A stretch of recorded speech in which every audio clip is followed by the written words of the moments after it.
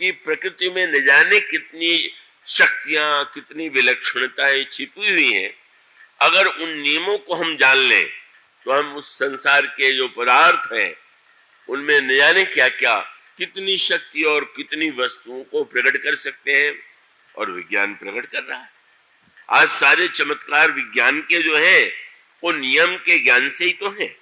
वैज्ञानिक कहता है जैसे गणित है उसी प्रकार से प्रकृति का एक गणित है, और उस गणित को जान लेने वाला व्यक्ति स्वयं उस सत्य को समझ सकता है कि सृष्टि कैसे बनी हुई है। तो विज्ञान के सारे आविष्कार जो है वह तो गणित के नियमों पर ही आधारित है। अगर कोई विमान अंतरिक्ष में भेजा जाता है, अगर उपग्रह स्थापित किया जाता है, अगर चंद्रमा पर कोई यात्री गए, तो उसका केवल उपाय यही है कि उनके पास एक गणित है, कितनी दूरी है, उस दूरी तक पहुंचने के लिए क्या नियम है, और अंतरिक्ष में जाने के लिए कौन सी बाधाएं हैं, और उन्हें दूर करने का क्या उपाय। तो कितने चमत्कार उस प्रकृति के आज हमारे आपके जीवन पर कितना प्रभाव डाल रहे हैं, कितना लाभ हम उसको ले रहे हैं। पर प्रकृति का जो पूरा रहस्य है का उसे तो व्यक्ति पूरी तरह जान नहीं पाता। कुछ नियमों को जानता है और उससे लाभ लेता है, लेकिन प्रकृति के रहस्य इतने विलक्षण हैं। चाहे आप रोग के संबंध में देखें या प्रकृति के विपर्य के संबंध में देखें, व्यक्ति थोड़ा बहुत उसका भी पता गणित के द्वारा लगाता है, लेकिन वो फिर भी तो नहीं लगा पाता है। तब इस प्रकृति के पीछे भी जो एक है वो कौन है? बोले प्रकृति पार प्रभु। इसी को हम ईश्वर कहते हैं। संसार में जो कुछ है वो प्रकृति के अधीन है, पर यह जो प्रकृति है किसके अधीन है? बोले प्रकृति पार प्रभु सब उरवासी। आश्चर्य है, जो प्रकृति से परे है वो प्रत्येक व्यक्ति के हृदय में निवास करता है, किंतु ब्रह्म निरीह का विरज अविनाशी, वो सर्वथा तटस्थ है, दृष्टा है, उसको कुछ लेना देना नहीं है। वो बैठा हुआ भी यद्यपि सम नहीं राम गर रोसु, गही न पाप पुण्य गुण दोषु, वो सम होकर के हृदय में विराजमान है। न उससे पाप से कुछ लेना, न उससे पुण्य से कुछ लेना। निश्चिंत मत हो जाइएगा, वो पाप और पुण्य आपका पीछा नहीं छोड़ेंगे, पर ईश्वर की उसमें कोई भूमिका नहीं होगी। इसलिए उसका अर्थ यही है कि ईश्वर स्वयं कुछ नहीं, अपना कर्म परिणाम दे रहे। तो ऐसी स्थिति में अगर हम प्रकृति के चमत्कार को देखना चाहें तो प्रकृति के नियम के गणित को समझ लें, पर ईश्वर के विषय में अगर हम चाहें उसे प्रकट करना तो किसी नियम से प्रकट होता नहीं, उसे किसी नियम से पाया जाता नहीं। किसको कब कैसे मिलता है आज तक कोई जान नहीं पाया, कोई उपाय नहीं। तब उसके लिए नियम की आवश्यकता नहीं, उसके लिए नियम की नहीं। तब भगवान शंकर ने कहा अग जग में सब रहित विरागी, प्रेम ते प्रभु प्रगटई जिमि आगी। जैसे प्राचीन काल में और यूं भी यज्ञ में अग्नि मंथन के द्वारा, लकड़ी के घर्षण के द्वारा अग्नि प्रकट की जाती है, इसी प्रकार से जब हम प्रेम भरे हृदय से प्रभु को पुकारते हैं तो प्रभु जो है प्रकट हो जाता है। पर प्रकट होने में जब वो मनुष्य के रूप में आवेगा तो उसका नाम क्या हो जाएगा? उसके लिए नित्य वंदना में श्लोक अगर आप सुनते होंगे तो गोस्वामी जी कहते हैं माया मनुष्यम हरिम। वो साक्षात ईश्वर जो है माया शक्ति का आश्रय लेकर के मनुष्य के रूप में प्रकट हो जाता है। माया दो शब्दों में है। एक तो इसका अभिप्राय कि जैसे एक जादूगर है, जादूगर की माया, उसकी कला, उसके चमत्कार कितने विचित्र होते हैं कि बुद्धिमान से बुद्धिमान दर्शक भी का वो नहीं समझ पाता कि इसका क्या रहस्य है। तो जब संसार में एक जादूगर की माया व्यक्ति के लिए समझना कठिन है, तो उस महामाया नाथ जब वो आते हैं संसार में, तो माया का आश्रय लेकर के ही तो मनुष्य बनेंगे। और जब वो माया मनुष्य बन जाते हैं तो लोग पहचान ही नहीं पाते हैं, अधिकांश लोग उन्हें नहीं पहचान पाते हैं। यही कठिनाई। माया मनुष्यम हरिम, बस ये माया का रूप धारण करके, माया का आश्रय लेकर के, ठीक वही प्रसंग जहां मनु ने भगवान से अवतार लेने के लिए बड़ी विनम्र शब्दों में अनुरोध किया, मैं आपके समान पुत्र चाहता हूं, तो प्रभु ने यही कहा कि मैं तो आऊंगा ही। पर मनु ने बड़े आश्चर्य से देखा, ये प्रभु के वाम भाग में कौन है? तो प्रभु ने कहा कि इस संसार का बनाने वाला मैं नहीं, नाम तो मेरा है पर बनाता तो मैं, जैसे कोई व्यक्ति बनावेगा तो वस्तु से बनावेगा। और भगवान ने कहा जब बिना किसी वस्तु के बनाना है तो जादू से बनेगा। रुपया टकसाल में बनावे तो ठीक है उसकी विधि, पर किसी दर्शक के नाक से रुपया गिरने लगे, कान से गिरने लगे, तो ये तो जादू है। तो अब वो जादूगर जो है का मानो भगवान ने कहा कि अब तुम बुला रहे हो संसार में, तो निर्माण करने वाली तो ये है। ये कौन है? बोले आदि शक्ति जेहि जग उपजाया सो अवतरी। इनके आश्रय से ही मैं संसार बनाता हूं, और जब मैं आऊंगा तो इनका आश्रय लेकर के ही आऊंगा। और ये कौन है? बोले मोरिया माया, ये मेरी माया है। मानो प्रभु का तात्पर्य यही था कि बिना इनके तो कोई खेल करना मेरे लिए संभव ही नहीं। जो कुछ होगा, जितनी लीला होगी, जो मेरा चरित्र होगा, वो तो इनके द्वारा ही होता है। इसलिए अध्यात्म रामायण में सीता जी मुनियों को उपदेश देती हुए कहती है कि लोग समझते हैं कि राम ने किया, राम ने किया, वो कुछ नहीं, वो जो कुछ करती हूं वो तो मैं ही करती हूँ। तो जो कुछ होता है वह तो उसके मूल में माया मनुष्यम हरिम, वो मायानाथ, हाँ वो संसार के जीव माया दास हैं और वो मायानाथ। पर तीसरा एक और है, और इसी को भक्त कहते हैं। और वो कौन होता है? जादूगर के साथ कोई न कोई जमूरा होता, जो उसके खेल को दिखाने में उसका सहयोगी है, और वह बड़ा आनंद लेता है, क्योंकि वो जादू को भी देखता है, जादूगर को भी देखता है, और जादूगर की कला को भी देखता है। इसी का नाम भक्त है। भक्त माने उस मायानाथ जादूगर का चेला। वो जानता है कि अच्छा ये जादूगर का जो खेल वेल होता है उसका क्या चक्कर है। इसलिए थोड़ा मीठा प्रसंग आता है। अब प्रभु जब मनुष्य बनते हैं तो अभिनेता के अभिनय की कुशलता यही है कि दर्शक ये भूल जाए कि मैं नाटक देख रहा हूं, दर्शक ये भूल जाए कि मैं सिनेमा देख रहा हूं, दर्शक को सचमुच लगने लगे कि हाँ यह हो रहा है।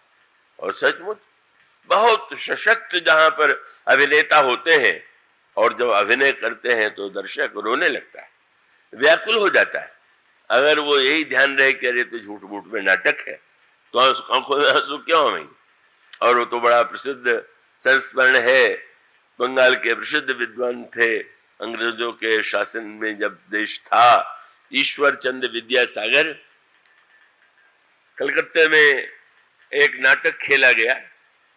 बिहार प्रांत में वो जो गोरों के द्वारा वहां नील की खेती की जाती थी, तो किसानों के द्वारा किसानों का शोषण होता था, किसानों पर अत्याचार होता था, और वो अंग्रेजों का शासन था, तो वो अत्याचार को मिटाने की कोई बात नहीं होती। तो नाटक के रूप में लोगों की भावना को करने के लिए वो नाटक खेला जा रहा था। और जो अभिनेता गोरे अंग्रेज का अभिनय कर रहा था, इतना सशक्त उसका अभिनय था कि देखते देखते ईश्वर चंद्र विद्यासागर को इतना क्रोध आया कि उन्होंने पैर से जूता निकाल कर मंच पर उसके मुंह पर फेंक दिया। चारों ओर तहलका मच गया। खैर वो तो नाटक आगे भी चला, पर अंत में वो अभिनेता मिलने आया और प्रणाम किया कि आपने आज मुझे जितना प्रमाण पत्र दिया है आज तक किसी ने नहीं दिया। आप जब ये भूल गए कि ये तो व्यक्ति बना हुआ है, ये वास्तविक नहीं है, तो ये तो मेरे अभिनय की सफलता का सबसे बड़ा प्रमाण पत्र है, इसलिए क्षमा कीजिएगा, मैं ये जूता तो आपको नहीं लौटाऊंगा, इसे तो अपने प्रमाण पत्र के रूप में मैं लौटूंगा। तो संसार के अभिनेता जब इतने कुशल होते हैं तो वो जो ईश्वर अभिनय करने चलता है तो फिर वो तो पहचानना बड़ा कठिन हो जाता है। पहचान लेना यही भक्ति का उद्देश्य है। कब भगवान को जान लिया, भगवान को पहचान लिया, यही भक्ति साधना का तात्पर्य है, यही उद्देश्य है। और इसी का संकेत धनुष तोड़ दिया, सारे विश्व पर विजय की स्थिति आ गई, उनका जनकपुर में विवाह होने वाला है। तो महाराज दशरथ तो उस पत्र को पढ़ते हैं और महाराज दशरथ तो बिल्कुल नाटक के सत्यत्व के आनंद में डूबे हुए। इसलिए भगवान से उन्होंने पहले कह दिया था कि आप पुत्र बनिएगा तो मुझे ज्ञानवान मत दीजिएगा कि मैं ईश्वर हूं, मुझे कुछ नहीं चाहिए। आप पुत्र बनिए, आप पुत्र की तरह अभिनय कीजिए और मैं जीवन भर आपको पुत्र मानूं, ईश्वर न मानूं। तो अब वो तो ईश्वर मानते नहीं थे, उन्हें बड़ा आश्चर्य हुआ, अरे मेरे पुत्र ने इतना बड़ा काम कैसे कर दिया। पर उस प्रेम की विह्वलता में जो उन्होंने प्रश्न दूतों से किए वो भक्ति साधना का सर्वश्रेष्ठ रूप, और वह था, पूछते हैं पत्र पढ़ने के बाद दूतों को पास में बैठा लेते हैं, मानो शिष्टाचार भूल गए। सिंहासन पर दूत को तो नहीं बैठाया जाता है, पर बिल्कुल पास बैठा लिया, मानो प्रेम दूरी समाप्त कर देता है। पत्र लेकर के आया तो वो तो बिल्कुल अभिन्न नहीं है, और तब उनको संबोधन भी जो दिया वो दूत करके नहीं, भैया भाई। फिर अगला प्रश्न बड़ा अनोखा था, भैया कहो कुशल दो बारे, मेरे नन्हे बालक कुशल से तो है। अब दूत तो आश्चर्य से देख रहे हैं, पत्र पढ़ रहे हैं, भौतिक दृष्टि से भी धनुष टूट गया और अब भी नन्हे बालक कह रहे हैं, और ये भी कह रहे हैं कुशल से है कि नहीं, पत्र में क्या लिखा हुआ नहीं है। तो महाराज दशरथ प्रश्न कर रहे हैं, तो देखें और भी कुछ प्रश्न करते हैं क्या। जब दूत नहीं बोले तो महाराज दशरथ को एक क्षण के लिए लगा कि शायद इन्होंने देखा नहीं है, पत्र इनको दे दिया गया होगा। कोई आवश्यक थोड़ी है कि कोई पत्र लेके आवे तो जिसका पत्र है उसको जानता भी हो, पहचानता भी हो। तो कहने कि आप लोग पत्र लेके ही चले आए हैं कि आप लोगों ने देखा है। फिर नहीं बोले दूत। तो उन्होंने कहा कि देखने का अर्थ तो बहुत अलग अलग है, तो आप लोगों ने क्या अपनी आंख से देखा। प्रश्न और विचित्र हो गया। फिर मैं दूत नहीं बोले तो उन्होंने कहा अच्छा अगर आप लोगों ने अपनी आंख से भी देखा है तो अच्छी तरह देखा है कि नहीं। अब भला कल्पना कीजिए, भैया कहो कुशल दो बारे, तुम नीके निज नैन निहारे। दूत चुप हैं, अब भी पूछना और पूछ लीजिए। तब उन्होंने कहा कि लगता है आप लोगों ने देखा नहीं है। तो मैं बता दूं कि मेरे एक पुत्र का रंग श्याम है, दूसरा पुत्र मेरा गोरा है। अब भला सोचिए, उनको बताया जा रहा है कि एक का रंग श्याम है, गोर है, और लगा कि शायद ये कहेंगे कि न जाने कितने सांवले गोरे जनकपुर में आए। तो कहने वो धनुष बाण भी लिए रहते, तो क्या और राजाओं के राजकुमार धनुष बाण नहीं लिए होंगे। तो उनका नहीं, एक अंतर है, श्यामल गौर धरे धनु भाथा, वै किशोर कौशिक मुनि साथ। महर्षि विश्वामित्र उनके साथ। मेरे पुत्रों पर ध्यान न जाए, लेकिन इतने बड़े महामुनि पर तो ध्यान गया होगा। दूत फिर भी जब नहीं बोले तो उनको लगा कि कहीं नाराज तो नहीं हो गए कि हम बार बार कह रहे हैं देखा है कि नहीं, ठीक से देखा है कि नहीं। तो उन्होंने कहा बुरा मत मानिए, मैं ये जानना चाहता हूं कि आपने देखा, अपनी आंख से देखा, भली प्रकार देखा, पहचान भी है कि नहीं, आपका उनसे पहचान है कि नहीं, पहचानते हैं कि नहीं एक दूसरे को। और तब जब दूत नहीं बोले तो उन्होंने कहा बुरा मत मानो, अगर आप कह भी देंगे कि मैं पहचानता हूं तो एक ही कसौटी है मेरी कि पहचानते होंगे तो उनका स्वभाव जानते होंगे। आप स्वभाव बता दीजिए, हम समझ लेंगे आपने जरूर देखा। भैया कहो कुशल दो बारे, तुम नीके निज नैन निहारे, श्यामल गौर धरे धनु भाथा, वै किशोर कौशिक मुनिसा था, पहचानहु तुम कहु स्वभाव। पर दूतों को इतना आनंद आया, बोले इतने वेदांत के ग्रंथ पढ़े और सुने, लेकिन ऐसा प्रश्न तो कभी सुनने को मिला नहीं। अब महाराज दशरथ बार बार उन्हीं प्रश्नों को दोहरा रहे, प्रेम विवश पुनि पुनि कह राऊ। माने एक ही शब्द अगर बार बार दोहराया जाए तो लगता है इसको शब्द का ज्ञान नहीं होगा। मेरे एक सहपाठी हैं, अभी कभी आते, आज भी मेरे पास आए थे, पर वो बड़े प्रतिभाशाली थे। वो जब कभी आते थे उस समय बड़ा आतंक रहता था डिप्टी साहब का, आजकल उनका क्या नामकरण है मैं नहीं जानता, स्कूलों का निरीक्षण करने के लिए। तो अध्यापक चेष्टा करते थे कि वो सामने न पढ़ने पावे, लेकिन वो कभी कोई ऐसा बुद्धिमान होता था ध्यान चला जाता था। वो आए और उन्होंने एक प्रश्न किया, पक्षियों का नाम बताओ। संजोग से उन्हीं से कर दिया। उन्होंने कहा कौवा, ठीक, और दो चार का नाम बताएंगे? बोले कौवा चिरई। और तो बताओ। वो 10-20 बार जब कौवा चिरई कहा तो वो तो चले गए। अध्यापक जी ने खूब खबर लिया कि तुम्हें गांव में रहते हो, दो चार पक्षियों का नाम भी नहीं याद। ये अज्ञान जन्य उत्तर है जब छोटी सी बात बार दोहरावे।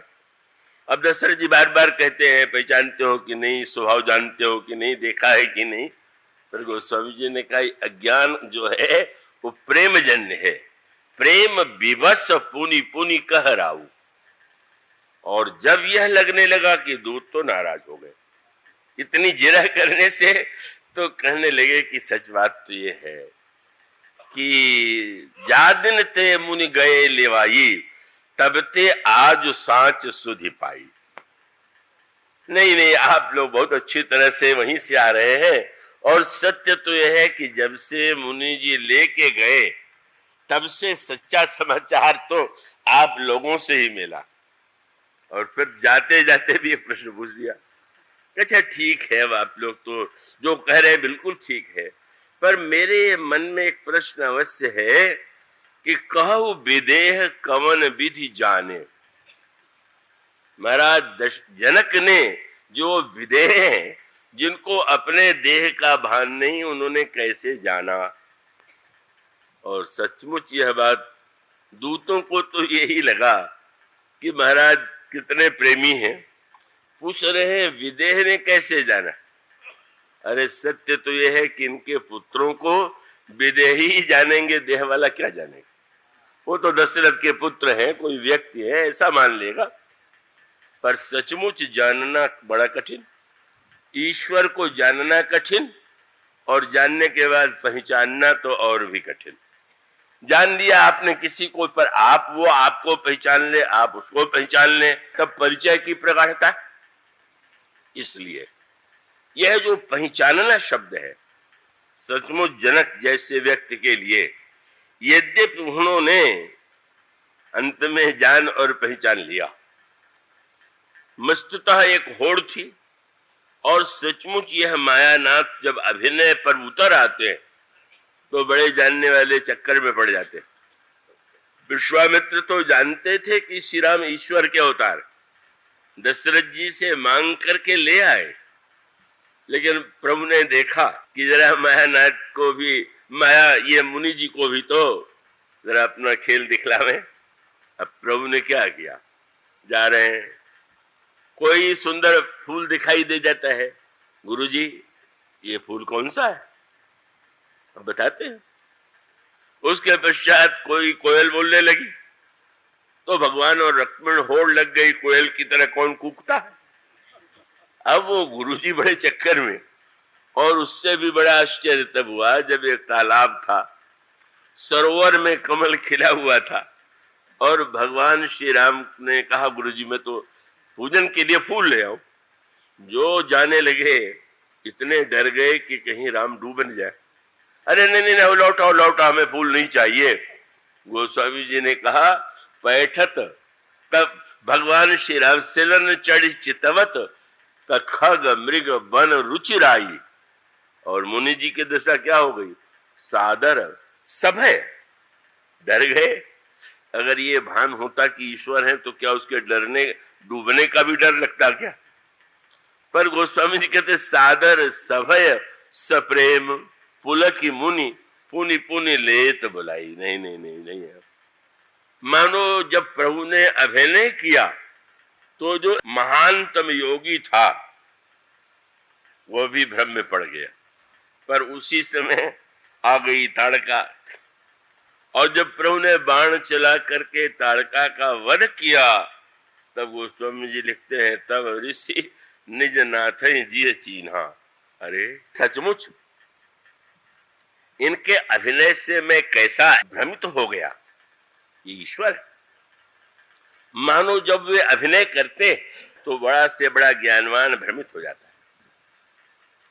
अब विश्वामित्र जान गए और सब कुछ हो गया, लेकर के आए जनकपुर। विश्वामित्र जी से प्रभु ने कहा गुरुदेव आज्ञा हो, वाटिका देखा मैं पूजन के लिए फूल तो लाना ही होगा। तो उन्होंने आज्ञा दिया, और इस बीच में आ गए जनक। बड़ा दिव्य मिलन हुआ, और उसके पश्चात जब जनक और विश्वामित्र जी बैठ गए उसी समय श्री राम और लक्ष्मण पधारे। श्री राम और लक्ष्मण को देख करके ऐसा प्रभाव पड़ा कि उठे सकल, सब खड़े हो गए। विश्वामित्र उन दोनों को पास में बैठा लिया, और तब जनक तो श्री राम को देखते हैं बार बार कौन है ये। और तब उन्होंने विश्वामित्र जी से पूछ दिया कहो नाथ सुंदर दो बालक मुनि कुल तिलक की नृपकुल पालक, ये कौन है, मुनियों के कुल के हैं कि राजकुल के हैं। जनक ने मुस्कुरा करके देखा, विश्वामित्र जी ने देखा, अरे भाई इतने बड़े ज्ञानी, तुम्हारे पास दृष्टि है, तुम पहचानो कौन है।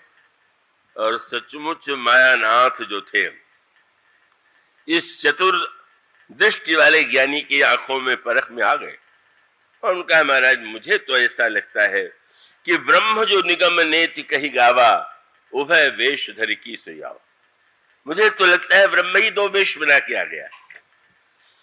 तो जब पूछा कि ये कौन है आप तो बताइए, तो विश्वामित्र जी परिचय देने लगे। कहा मुनि बिहसी कहे वो नृपनी का वचन तुम्हारे की होई अली का। वाह, ये प्रिय सब ही जहां लगी प्राणी, ये संसार में जितने प्राणी हैं सबको प्रिय। तो मन मुस्काई, प्रभु के होठों पर मंद मंद हंसी आ गई। हंसी क्यों आ गई, तो नाटक का सारा आनंद ही चौपट कर देंगे। अब जहां ससुर बनना है, दामाद के रूप में मुझे स्वीकार करना है, धनुष तोड़ना है, अब ब्रह्म बता दिया इन्होंने। और जो ही मुस्कुराया, मुस्कुरा करके देखा तो मुस्कुराहट ही तो प्रभु की माया है। माया हास बाहु दुगपाला। और तुरंत विश्वामित्र जी की मत इतनी पलटी कि तुरंत कहने लगे राम लखन दो बंधुवर, रूपशील गुण धाम, मख राखे सब साख जग, जीते असुर संग्राम। ये दशरथ जी के पुत्र हैं, मेरे यज्ञ को बुझाने के लिए आए। मानो एक क्षण के लिए ज्ञान का आनंद जो था लीला के सामने तिरोहित हो गया। पर जनक ने पहचान लिया तो अभिनेता पकड़ में आ गया, ज्ञानी ने पकड़ लिया। पर प्रभु ने बाद में ऐसा नाटक किया कि ऐसा ज्ञानी चक्कर में पड़ा कि कोई सीमा नहीं। जब धनुष कोई नहीं तोड़ पाया और तब वो सारा ज्ञान जनक का हवा हो गया। जब वो कहने लगे कि तजहु आस निज निज गृह जाहू, लिखान विधि वैदेही विवाहु, सुकृत जाई जो पन परिहरूं, कुंवरी कुंवारी रहे का करूं, जो जनते भट्ट बिनु भूई भाई, तो पन करी होते न हसाई, जनक बचन सुन सब नर नारी, देख जानकी भय दुखारी। दुखी हो गए। क्या हुआ? एक तो जनक जी का दावा था कि मैं सहज विरागी हूं, पर जब पुत्री के विवाह के संदर्भ में रोने लगे तो मानो ईश्वर ने मन ही मन हंस के सोचा, विरागी जी आज क्या हो गया आपका, कहां चला गया आपका वैराग्य? और जब कह रहे मेरी कन्या कुमारी रह गई तो न आप उन्हें पहचान पा रहे न तो मुझे, इसीलिए जनक को फटकार दिया लक्ष्मण ने। अरे और लोग ऐसी भूल करते तो करते, आप भी इतने बड़े ज्ञानी होकर। यही मायानाथ का अद्भुत लीला चातुर्य है, जहां पर बड़ा से बड़ा ज्ञानी भ्रमित हो जाता है। और तब बहुत विस्तार से इसकी क्या, श्री हनुमान जी भी वही पैनी दृष्टि वाले, लेकिन हनुमान जी ने प्रारंभ में प्रभु को दूर से नहीं पहचाना। सुग्रीव ने कहा कि देख करके बताइए कौन है। हनुमान जी जाते हैं, बड़ा लंबा वार्तालाप होता है, आप कौन हैं? और तब सोचते हैं, बोले कि तुम तीन देवों में कोई, नर नारायण की तुम दोई, आप क्या ब्रह्मा विष्णु शिव में से दो हैं? क्या आप नर और नारायण हैं? और क्या आप साक्षात ब्रह्म हैं? प्रभु ने फिर चक्कर माया का चलाया, बोले कौशलेश दशरथ के जाए, हम पितु बचन मानी बन आए, और यहाँ हरि निश्चर वैदेही, श्याम मैं दोनों भाई हूं, संग नारी सुकुमार सुहाई, यहाँ हरि निश्चर वैदेही, खोजत विप्र फिरई हम तेही। अपना एक परिचय मनुष्य के रूप में किया, लेकिन प्रभु ने सब परिचय अपना मनुष्य के रूप में देने के बाद अचानक कह दिया, आपन चरित्र कहा मैं गाई, और कहूं विप्र निज कथा बुझाई। ब्राह्मण देवता मैंने तो अपना चरित्र सुन कह दिया गा करके, आप भी सुना जाओ आपकी कथा क्या है। बस हनुमान जी महाराज और स्वामी ने शब्द लिखा, और यही शब्द भक्ति का प्राण है। और प्राण क्या है? बोले प्रभु पहचानी परे वो गही चरना। प्रभु को हनुमान जी पहचान गए। मायानाथ ने अपने शब्दों के आवरण से छिपाने की चेष्टा किया, पर भक्त ने पहचान लिया, क्योंकि वह तो जादूगर का चेला ही था।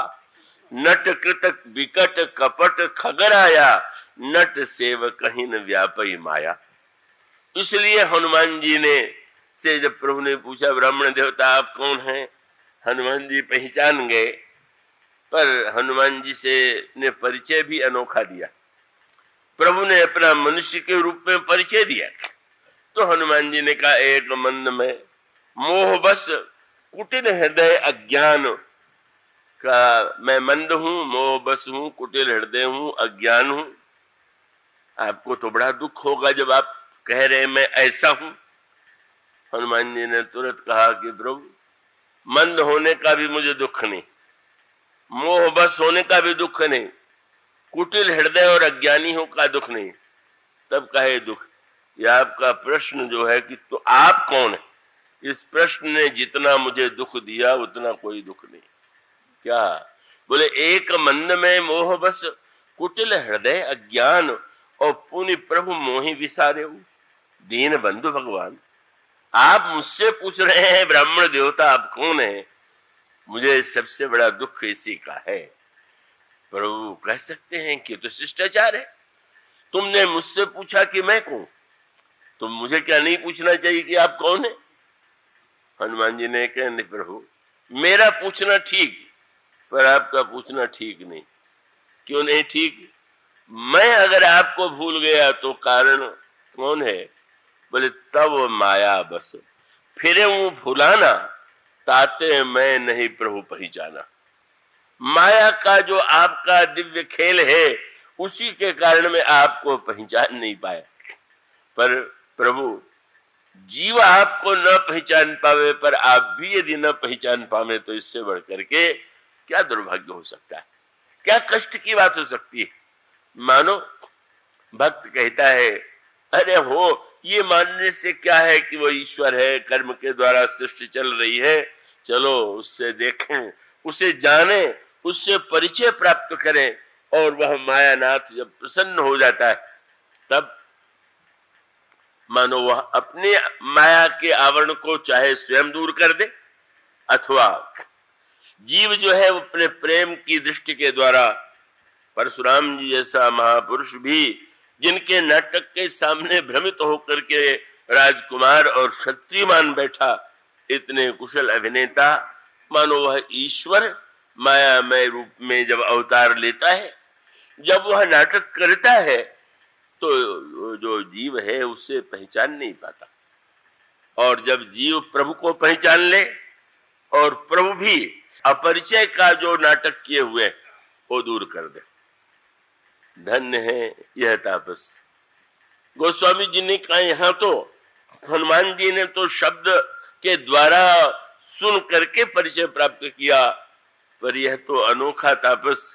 क्या गोस्वामी जी कह देते ही, अवसर एक तापस आवा, तेज पुण्य लघु बेश सुहावा, कवि अलखित गति वेश विरागी, मन क्रम वचन राम अनुरागी, सजल नयन तन पुलक मन।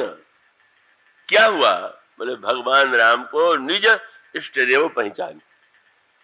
उनको पहचान पूछने के लिए प्रभु से पूछना नहीं पड़ा आप कौन है, उन्होंने पहचान लिया कि ये हमारे साक्षात इष्ट देव।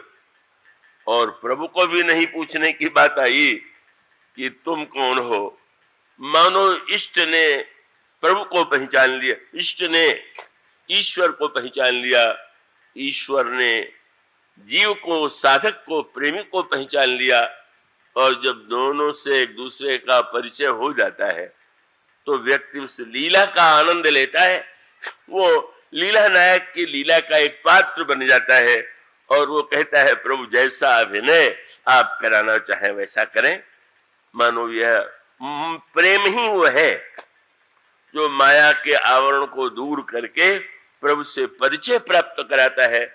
और यह तापस साक्षात प्रेम है जो प्रभु को पहचानते हैं। और इसलिए दोनों के पहचान में शब्द का, विनिमय का कोई प्रश्न नहीं। ऐसे हैं तापस।